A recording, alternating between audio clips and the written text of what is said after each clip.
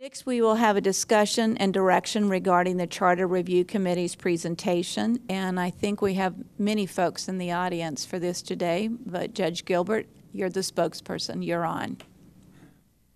Thank you. Thank you very much. Our committee that you put together a selection of council members to work on and to look at the elected versus the appointed chief charter revision is here with us today, and I want to introduce each one of those to you so that you know who each one of those are. I want to tell you that all my years of public service working with the city, I've been on a lot of committees, never been on one that worked as hard as this committee. So let me happily introduce to you our committee members. We have Candy Poole, of course, Billy. I believe everybody knows Billy DeWitt. Billy. Jeff Curry, Mark Lack, and J.J. Graham. Thank you for the work. These committee members have worked extremely, extremely hard along with your staff, and I want to mention your staff. Teresa and Julia and Heather were with us in every meeting. They worked very, very hard with us.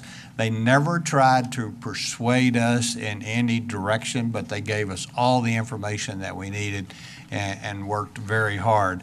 And we had a lot of homework to do. This committee had a lot of homework to do, and as you can tell by looking at them, they hadn't done homework in a long time, so it wasn't real easy for us to get all that done. And we've developed this kind of relationship that I can say those kind of things, I believe. So, but our purpose on our let me get this thing working here.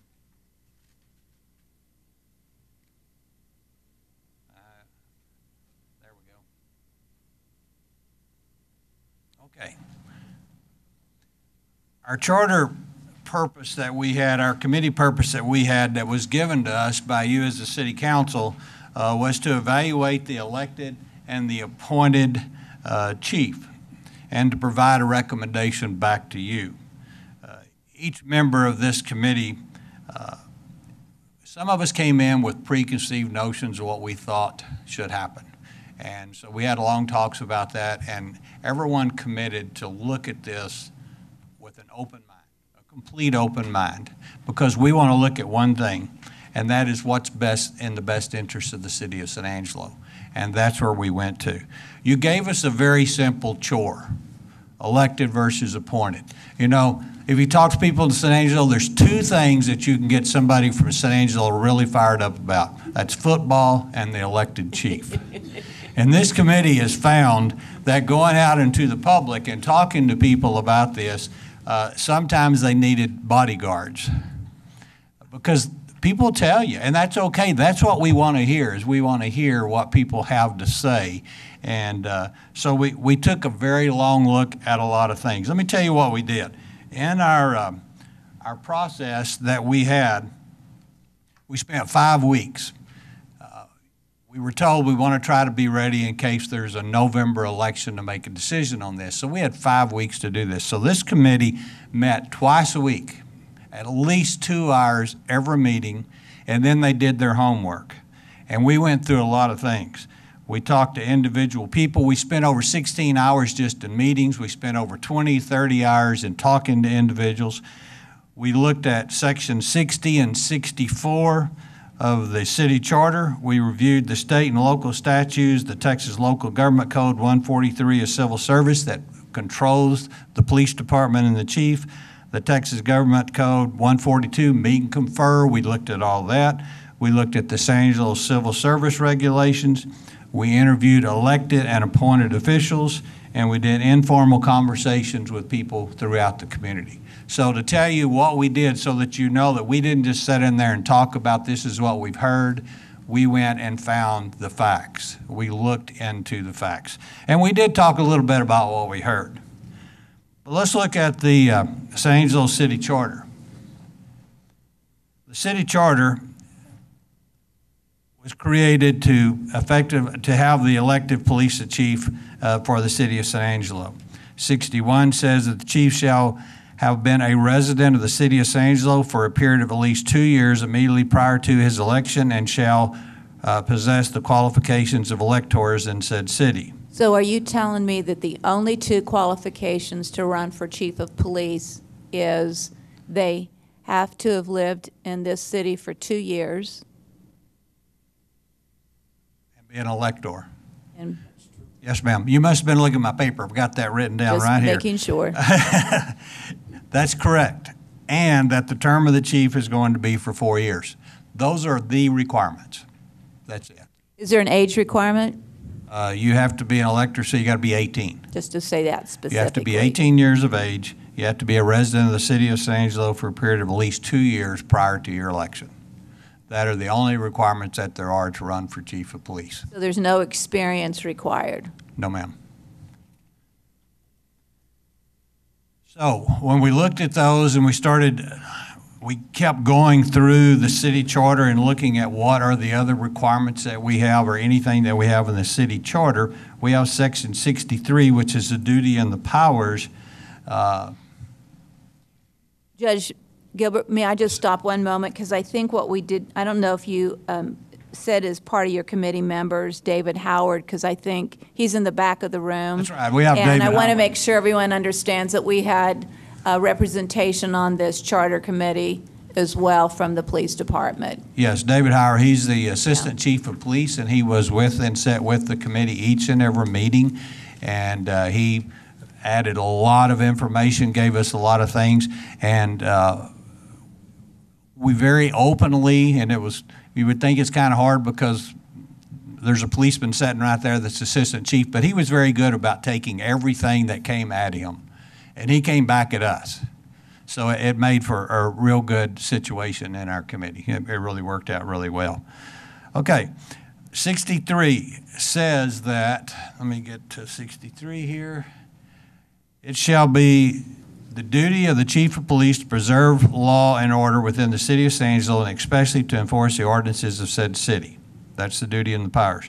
The authority under 64 says that the chief shall have the exclusive control of the police department of the City of San Angelo and shall have the right to select, employ, discharge at will, and prescribe the salaries within the monetary limits fixed by the city budget, the employees in such department. So we have 63 and 64, the duties and the authority, and through our research, we find that under authority that this statement is not correct. That it is not correct, and I will explain to you why here in just a moment. Then we looked at the Texas Local Government Code 143, Civil Service Statute, and under that it provides for appointed chiefs. Under that statute, it does not provide for elected chiefs. It provides for appointed chiefs, and it sets the minimum. Well, that's totally in contradiction. Yes, ma'am. The civil service provision, not really contradiction. It's just there's not a provision here for elected chief. There's a provisions for appointed chief, and one of the reasons why that is that we are the only city in the state of Texas that has an elected chief. Now, there may be another small one out there somewhere we didn't find, but as far as we know, we are the only city in the state of Texas that has an elected chief. And so that's why there is no state law that authorizes chief of police. We have state laws that authorizes the sheriff's department and the election thereof, but chief of police, because they can be done through charter, you can have a charter that provides for elected chief just like we have. You can have ordinances that give this authority. And so it's not mandatory or required that you have to have a state statute in order to have an elected chief of police. Now, through the years, as most of y'all know, I was with the city for almost 50 years, and I watched a lot of elected cities slowly turn into appointed. And so that's happened through the years until the point that within the last 12 years, there were 3 left. Now, according to the information we have, there's 1 left, and that's us. So that's why you don't see provisions in state law, provisions in the civil service, because there are no other departments other than us. How does that work then with civil service Teresa, I mean, how does that legally work? Basically, civil service, as the judge will go through, talks about how the benefits and rights of the officers. There is a reference, very brief in civil service about elected, but it talks about if you're going to have an appointed chief, this is how they have to be appointed, and that's appointed by city manager and confirmed by council. So, and then it's like, unless elected is the only part that it says in civil service rules. So what the judge is saying is that it talks about how the chief is selected in an appointed system, but does not have any reference at all to qualifications or anything related to an elected system. That's there. All right, let's move on to, that was the local government code of civil service. So let's move to 142, which is the provision for meet and confer. And y'all are very familiar with meet and confer. Some of you are, and we have that in our police department. But we are a city, at this time, I believe they call it meet and confer without a contract. So we're operating now under civil service in the city of San Angelo because civil service was adopted back in the 1960s by the city of San Angelo. So we operate under civil service, and then provisions come in meet and confer, then you'll operate under provisions of meet and confer and civil service. So you Pretty confusing. Yes, ma'am. Believe me, you can ask these people. We went, and I'm liable to get some of this wrong, so I apologize if I do, but we found there's a lot of complications and a lot of things. But that's going to be whether we have an elected police chief or an appointed police chief, because these are just the provisions that affect and how our police department is operated. All right, so let's move on and tell you a little bit about the people that we interviewed, because we spent a considerable amount of time talking with them. As you'll see on here, we have Frank Carter, who is our current elected chief of police. We have Brian Dunn, who was appointed fire chief for the city of San Angelo for many years. And then we have the appointed police chief from Brownwood, Ed Kading. And so I'll tell you a little bit about each one of these individuals. And I haven't even looked. I'm sure Frank's in the room. I don't see Frank back there, but I've known Frank since he was this big and watched him grow up through the ranks. Well, some of y'all I've done that with too, so I got to be careful, I guess. But watched him come up through the ranks and how he did. And Frank's done a great job. He has done a terrific job as the chief of police for the city of San Angelo.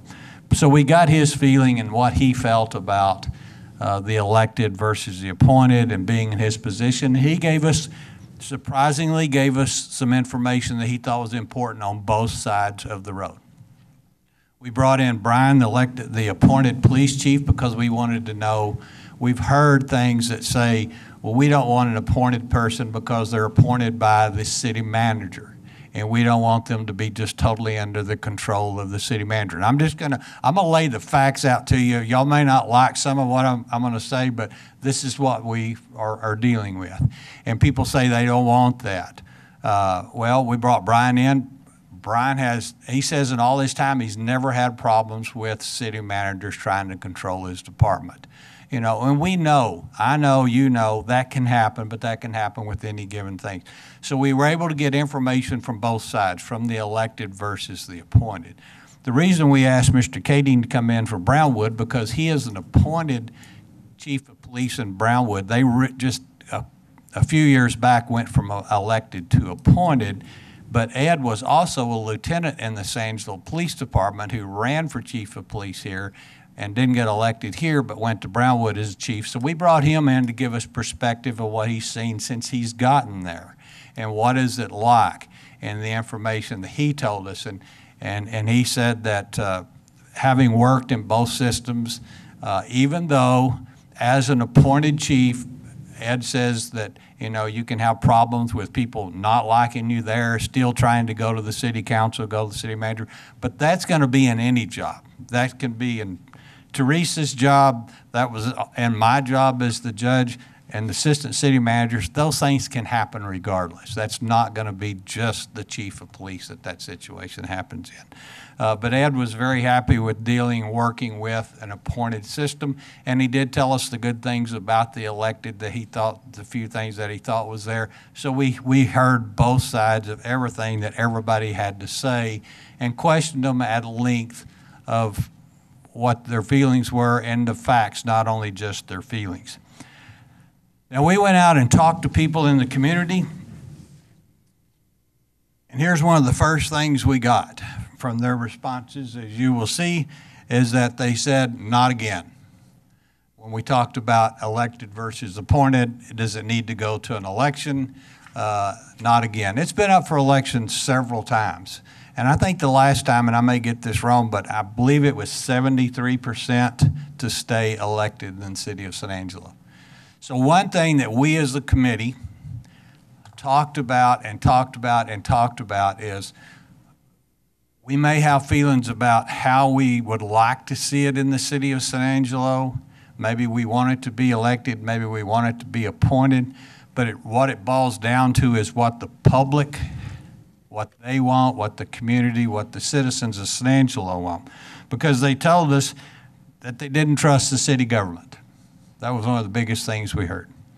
The city runs on a buddy system with self-interest of city management and taking priority over city needs. The city just wants to appoint someone that'll do their bidding. An elected police chief is free to do whatever he wants, when he wants, and he only answers to the voters. And that the city wants to control the police budget. We already control the police budget. But I'm telling you, these are the main things that we heard from people. When they say that the police chief only answers to the voters, what does it take? What percentage of the voters would it take to recall a police chief? The recall provision that I'm familiar with speaks directly to the mayor and the city council members. For a city council member, it would be, city council and mayor, 30% of the registered voters. But it's not specific about a police chief? So, and I ask because if someone was trying to get signatures or whatever happens. I think it would be the same, but I'm not sure. But as we go through it, there's a number of areas where the police chief just isn't anticipated to be the same. So we would follow the same process for recall. But of course, without any precedent or any direct language in our charter to address that, that would be something that could be open to challenge. We're going to address that just a little bit here in a second, but we wanted you to hear the comments that we heard from some of the people. And we brought these questions forward in the committee also.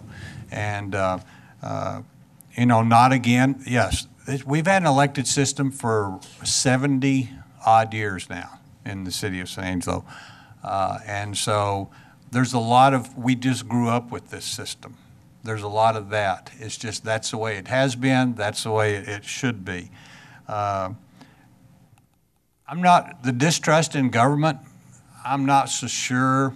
I can tell you that I've heard that in my whole career, my whole life. When I was on the city council in 1974, all the way through, you hear that, but you really don't, there's not factual stuff there.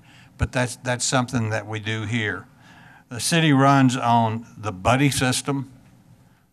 Hey, there's been some good old boy stuff through the years. I will guarantee you that I've seen that.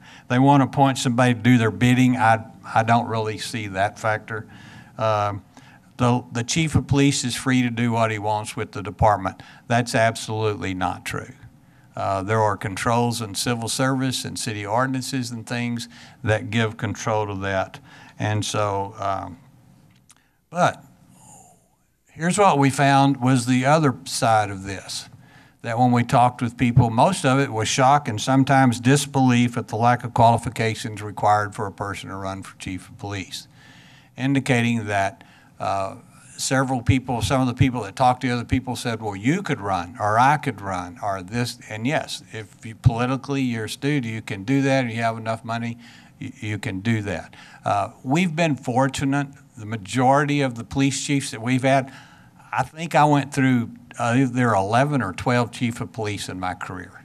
And most of those were extremely good chief of police. We've been very fortunate with the majority of our police chiefs that have come through, and they did a great job. And most of them have been people that were qualified and had the things that were necessary in order to be the chief of police. the lack of knowledge about how the chief's duties are regulated by federal and state law was another thing that people said. They had no idea. They thought the chief of police I can hire them, I can fire them, I can do whatever I want, they can do this and that. And in our findings, we found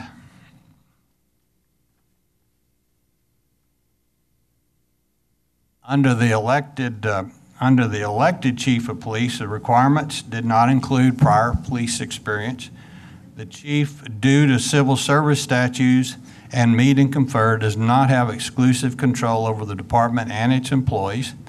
The elected chief divides the department during the election period, which begins once an officer announces their candidacy.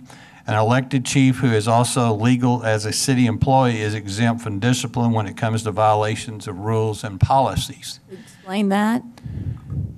Well, meaning that because they are elected, they don't fall under the same classification or category that Julia does or Teresa does or Rick does, that they're elected. So therefore, if they do something wrong, the only way that it can something be happened is through your recall petition to get them out of office. There is no provision, correct me if I'm wrong, no provision for suspension, removal, administrative leave, any of these type of things because of the elected chief. Correct? So you have, Shocking. ma'am? That's pretty Yes. shocked. So, so as you can see, those are the things there that provided because they're not appointed, that it opens the door to a lot of areas. And so, and I'm not trying to tell you right now, elected or appointed. I want y'all to know this. I'm giving you the facts as we found them from the committee. If you had an appointed chief of police, which of these things would change? If you had an appointed chief of police, there would be requirements. The duties of the chief and the authority of the chief are going to stay the same whether they're appointed or whether they're elected, because civil service, meet and confer, and the laws provide for what those are. That's not just an open door. That's going to be the same regardless. Elected chiefs divide the department. We wouldn't see that because of the election. There wouldn't be that election. But there is something else I'll get to in a minute on that. As an appointed, then you would also have the provision of suspension, removal, things of this nature that you don't have under the elected system. So we found under the appointed chief of police, the civil service statute defines minimum requirements for an appointed chief, so you have minimum requirements before you can be appointed. What would they be? If we can hold 1 second, I believe it's about 2 down. Okay? The chief of police under civil service and meet and confer is going to be the same with appointed.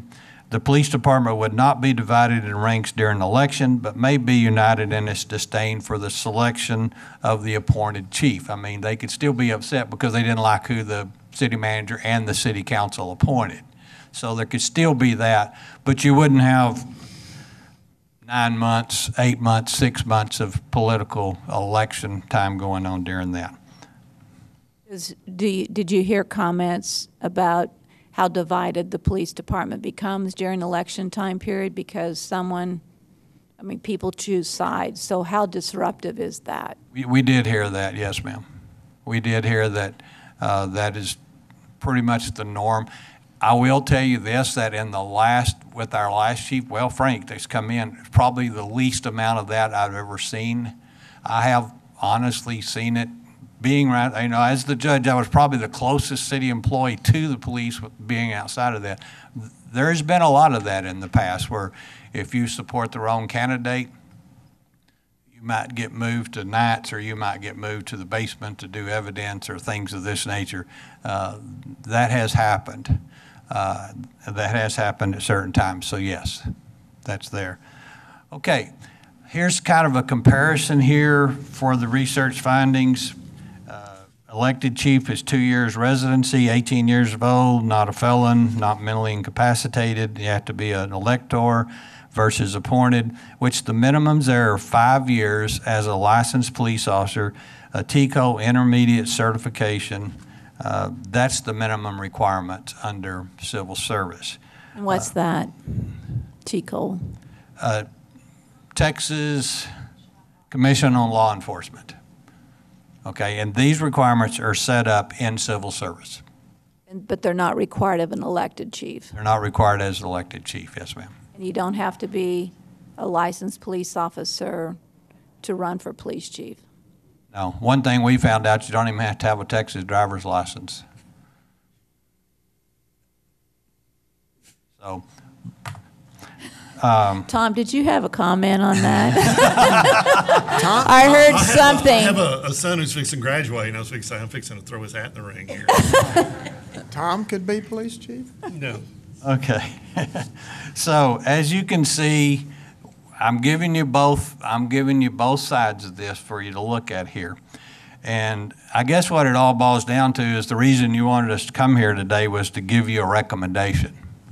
Well, as I stated, we've had 5 weeks. We've had a lot of work. We've talked to a lot of people. This committee, they've done such a terrific job of discussing everything we just talked about, discussing every bit of it. And believe me, they took both sides. And I can tell you that 2 of them, that I'm not going to say which 2 because I haven't even told them this, but in my mind, I feel like they were totally on one side.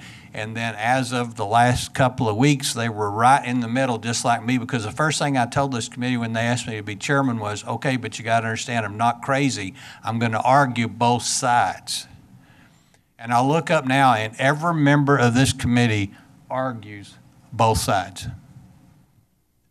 They argue both sides. And I think that's something that's great, because we're not just looking at one side. But the recommendation that we have for you today, we're not going to recommend that we have an elected or an appointed. Right now, we're going to recommend that give us some more time. You know, you have an election coming up in November, but we also have an election coming up in May.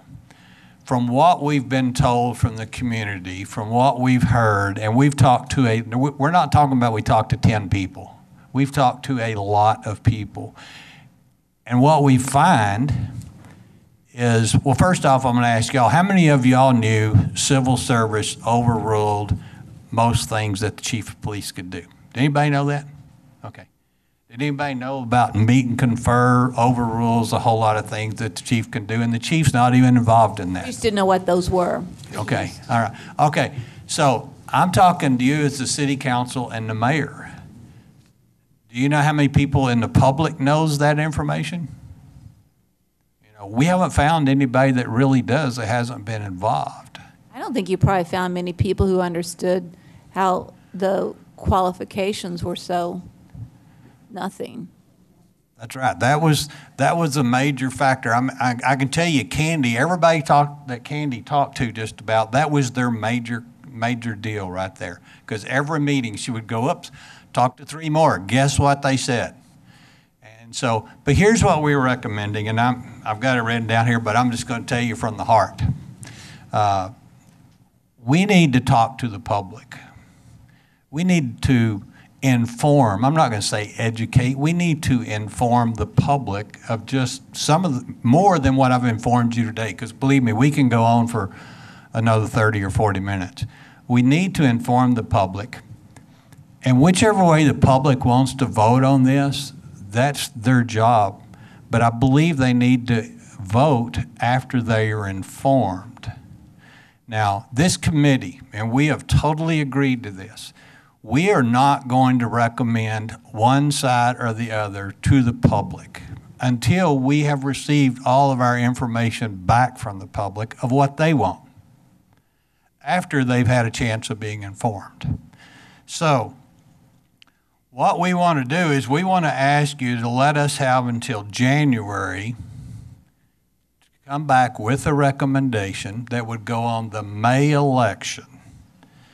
And in this period of time, We want to develop a public outreach and public education plan to inform the citizens of San Angelo of this extremely important project. We want to elicit feedback from the public so that we can develop our recommendations. And here's our potential program that we want to do. We want to work with the local media to distribute all this information. Social media is how you get it done in today's world.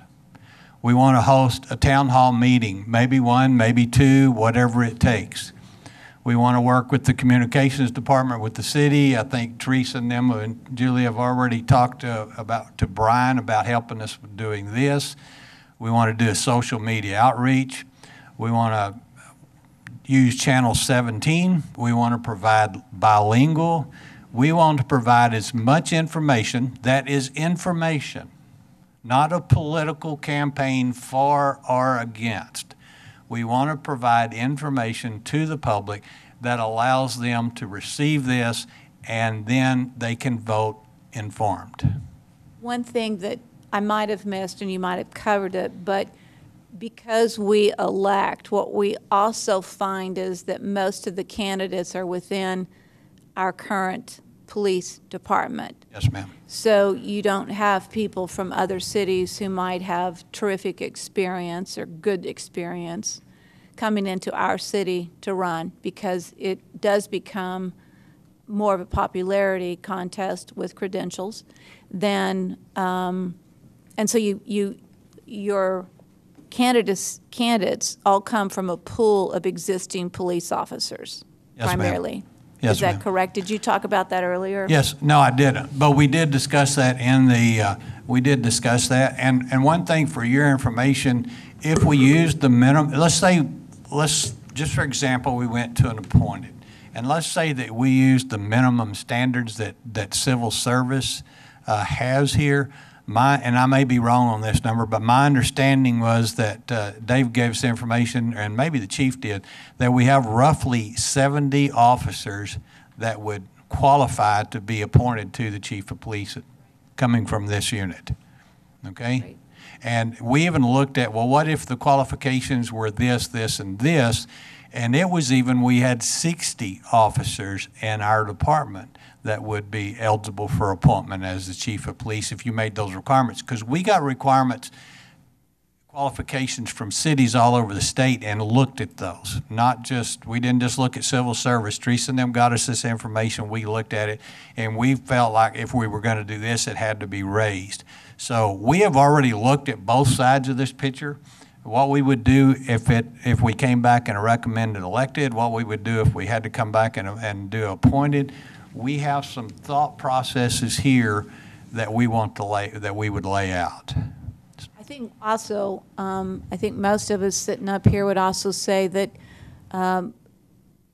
this isn't about the current police chief. There's, as you said before, Chief Carter's done a terrific job as police chief. Yes, So ma'am. this conversation has not come up because of his performance. I think everyone here would say he has strong support from the public and from council. So this isn't about our current police chief. has- And we just need to be No. very loud and very vocal about that. Yes, it has, and the committee itself, I believe we made that clear the first day.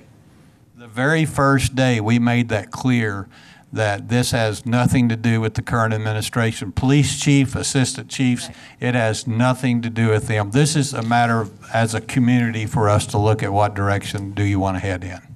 Okay, I'm just going to ask each council member if there's questions for Judge Gilbert or any comments, so everyone has a chance to voice something. I'm going to start with Tommy. Thank you, Mayor. Alan, did y'all talk about if we felt that it was important to address the lack of qualifications for police chief, be it elected or appointed? If we wanted to do something about that now, how would we go about inserting into what the framework we have right now? How would we go about inserting that into the process? We knew that was going to be a question, Tommy, and I appreciate you bringing it up. Yes, sir. Let's just say for if right now, and we give a lot of ifs, let's say we were to be going to Fallerhead and going into November for the election, okay? If you wanted to put on the ballot and say, we're going to keep an elected chief, but we're going to require that they have these qualifications, let's say a master's under TCO, 10 years experience, have been a supervisor, have been a commander, and I'm just throwing out some stuff here to you. But you could put all those in there requirements. Texas driver's license. You could put all those requirements in there, and then it could be voted as an amendment to the charter, and then your next elected police chief would have to meet these standards in order to be elected. Yes. That was my main question. Thank you, Tommy. Tom? You know, Alan, the thing we look at here and being an advocate of looking at this process, and we can't thank the charter group enough for going through what they're going through, but I've had lots of phone calls on this, and I put the scenarios in front of them, and I say, the purpose of this charter, one thing is to take, and they've heard me say this before, it's kind of to take the politics out of public safety. And with that, I don't know how that agenda moves forward, but I thank y'all for doing what you're doing. But I want to say my question to the group is, the majority of the objections you have to this, is it from people not knowing the entire situation and how this goes? Because I would say the 10, 15 people that I've talked to after I explained to them kind of the purpose of looking and going down this path is the more they learn about it, the more open they are to the other side. Is that what you found? Come on up, Mark. Come on up. Come on up. Come on up, get a turn at the mic. You need to be on the microphone. This is Mark Lack. Hi. In my personal conversations, I'm not going to say exactly who, but everybody in this room knows who I have spoken to. Even they, when I gave them the qualifications, they got shock. So it wasn't just a typical person in the grocery store that we may say, you know, did you know that your 18-year-old child can now run for chief of police?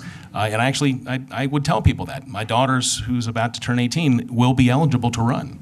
And I said, she even laughed at that and thought that was hilarious. And I said, no, that according to our city charter, that is correct. If you talk to people who have been involved in our city government, they are shocked at those lack of qualifications. So it's not just one or two people that we've talked to, it's people who we would expect to be well-informed are completely uninformed as to the process to elect our chief of police. Thank you for those comments. Tom, you're good? Harry? Tom. Oh, go ahead. I'm sorry, No, go ahead. Judge Mayor. I'm sorry, Mayor. What you're saying is exactly what we're saying from the committee. We're saying that the public hasn't been informed. Of all these years that it's come up for election, never has there been a situation that allowed for information to be given out to the public. It's always put on the ballot as appointment, yes or no, or election, yes or no. And there's never been, as far as I know, a committee like this that is willing to go out and do these type of meetings to inform the public, inform the citizens of what we've just informed you of. And you're absolutely correct. There's some things in here I didn't know. And there's some things in here y'all didn't know. So we know they don't know. And they may know it and still decide they want to go one way or the other. But my requirements of everything in my life has always been, before you make a decision, become informed. And that's what we want our public to be, is informed. And if they're informed, however they decide it, then that's the right way. But they have the right to be informed. Thank you. Harry? Yes, I'll reiterate a little bit about what Tom said. I certainly appreciate the people that are sitting on this Charter Review Committee. I actually had the opportunity to serve on the last one 7 years ago. And one of the things that we were not able to accomplish, because we didn't do a very good job of getting the public educated, was to talk about an appointed chief. That didn't pass the last time. So I want to say thank you. I appreciate it, and I agree with what you've recommended here, and that is, let us educate the public. Let us get out there and do that, so we don't have to rush into this thing in November. Personally, I would rather make sure that every citizen had the opportunity to learn what's going on and to be educated before they went out and voted. So I want to say thank you. Also want to say, go back and say this again, one of your first slides that showed the qualifications. All you got to do is live in San Angelo for 2 years. You do not have to be a police officer. If you've got the time and want to run, then if you win, the only thing that you got to do is become a certified certified peace officer within 12 months. I mean, and that's state law. Is that part of our charter? I see no, people. that's State statute. law. Okay, but I think what they have to do is they have to become a chief administrator of and Tracy and David might be able to help with this, but the chief administrator, there's this course for that, and they need to complete that course. But I do not believe that requires being a peace officer. Certified peace officer, not a police Different officer, things. peace officer. Peace officer, right. I do not believe it requires that. You just have to become a chief administrator. And there are situations where police chiefs are purely administrative and run the department, and they don't do the law enforcement work, but. okay. So with that, I just hope that we can get to the spot where people understand what we can do. I offer one other suggestion that I've offered to the city manager for years, and that is if the citizens still do not trust City Hall to appoint a police chief that would run this particular city, maybe they should look at it appointing a police commission, not police commission, I want to say safety commission, that looks at the fire chief, the police chief, and the emergency manager. I mean, there's other ways to do this, and I just offer those suggestions. But anyway, we can look at those things. Thank you. Lucy? Excuse me, Mayor, Yes. may I address that Yes. with Harry right quick? Under the civil service provisions, because we talked about this, exactly what you said, civil service provisions, if you go to appointed, is going to be city management appointment with consent of council, because that's requirements under the civil service. There are some cities within the state of Texas that have police or safety commissions. One of them. They can, but I have to let Teresa address this more, but that's the requirements that are set up under the city civil Yeah, this service. gets down the road someplace else. Yes. Lucy? Oh, I just want to thank you for every one of y'all for your past, present, and future time that you're putting into this. It is much appreciated, and we thank you for the information that y'all are bringing to us. Karen? I won't waste any more time. The good questions have come from the colleagues on the other side of the table, so thank you for your wisdom and prudence in the recommendations that you're making going forward. I appreciate that. Larry? I could first of all say ditto to everything that's been said, but now the question is who's going to create the prerequisites? Who's going to create what, Who sir? is going to create these prerequisites if we do it for elected? Well, Meaning it would still be, this committee would also come back and Yes. recommend to us Yes. what the language for qualifications that would still have to be voted on by the public because it's part of the city charters. So this same committee, if they chose to not change it to appointed but elected, would also have to come up with those because it would have to be part of that language for the vote. Okay. Yes. And last of all, some folks may have a fear that if you stack the prerequisites too severely, you're eliminating part of the potential field for folks to run for office, for this office. You'd certainly So- use other cities, and Yes. you're not just going to throw darts at things and come up with them. We would have to use other cities' requirements and knowledge and information about all of this. We're not going to. Yeah. We're not going to try to make it an impossible feat. We need a strong police chief. We need someone elected or appointed to follow in Frank Carter's steps because he has done a great job and he could be a great source of information to anybody elected or appointed, just as his assistant police chiefs could be as well.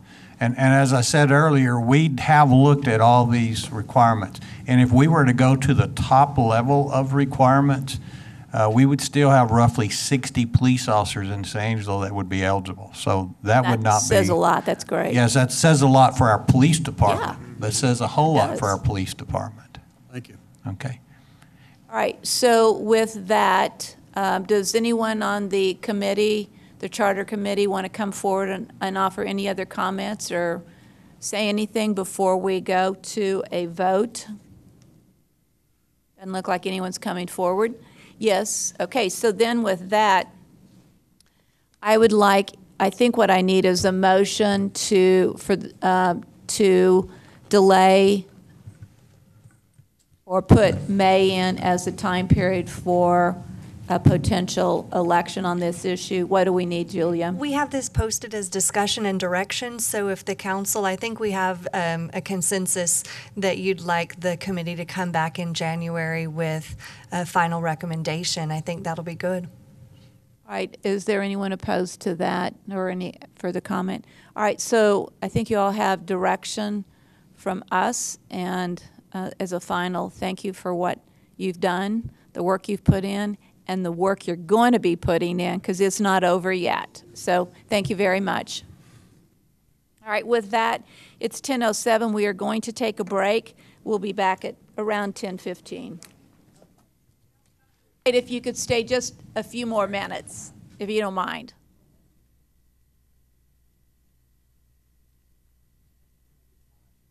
Okay. Tommy needs ice. And not ice as in law enforcement ice, just the cold kind.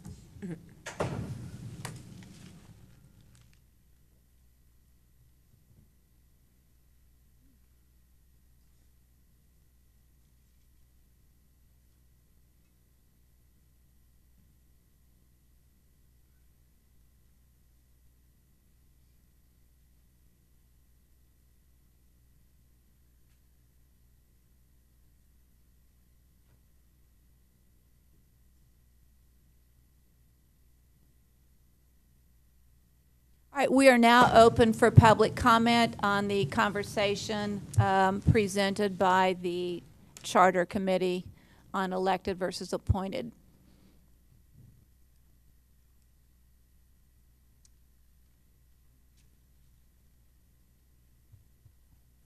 Anna Bartosh, SMD1.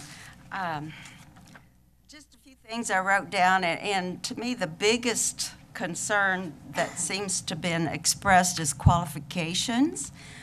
The election process generally flushes that out. As part of the Tea Party, I remember years ago when Frank, our Chief Carter, ran, that was probably our biggest meeting ever. It was packed, and we had all of the candidates for the police chief, and there were a lot of questions. So as far as qualifications, I'm not that concerned. Yes, you could write that in the charter, and that would take care of that and not worry about the elected versus appointed. I don't know how many times this has been before the public, the citizenry of San Angelo, and every single time appointed versus elected has been defeated. It's been several times it's been on our ballots. I think 11 would be the number. 11 would be that number. With I don't know, 73% in the last election voted. The point is that it was well stated by Judge Gilbert that even though it was put on a ballot in the past, no one did anything to educate or meet one-on-one with citizens and opened up that conversation. Okay, and my next concerns are, what are the qualifications of the appointers? The city manager, what's the qualification there? So you're worried about the police chief, and yes, they do need to have qualifications, and I really feel like the election process flushes all of that out, but you can put that in the charter and satisfy everybody. Anyway, those are my comments. And when you take the power away from the citizenry, which should be in everybody's mind in every decision you make, does this interfere with the power of the people? I would always have to vote no. Thank you. I think I have a question. Larry, go ahead. Yes, ma'am. I mean, here we talked about 18 years old and, you know, the other minimal prerequisites. You're not in favor of eliminating other possible prerequisites for an elected or selected chief of police. Is that correct? Correct. Correct. If you put it in the charter, then whoever is appointed or elected needs to meet those qualifications. Thank you.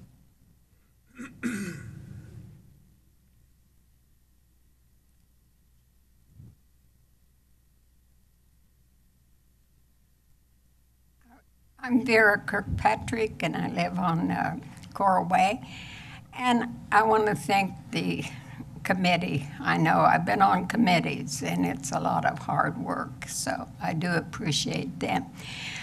To me, the education is very important to educate the public, but also I think that we need to change the requirements. Every job that I've ever had, you had to have a list of requirements to qualify for the position. But then we don't need to be like other cities. I keep hearing this. So and such city has this and that. We're San Angelo, so let's stay San Angelo. And we don't have to be like everybody else. But let's not take away the power from the people, because today the Marxist agenda is to control everybody, and we do not want to be controlled. So let the people vote. That's what I say. Thank you, City Council, for always listening. Further public comment? We'll give it a 1, a 2, a 3. Conversation is concluded. All right. Thank you all charter members again, and thanks for hanging around for a few more minutes.